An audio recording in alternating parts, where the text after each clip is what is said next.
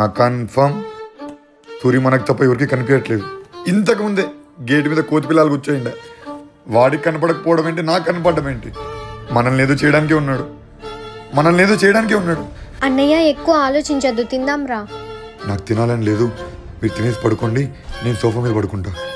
ఒకవేళ సూర్య వచ్చాడనుకో గట్టి పట్టేసుకుంటా.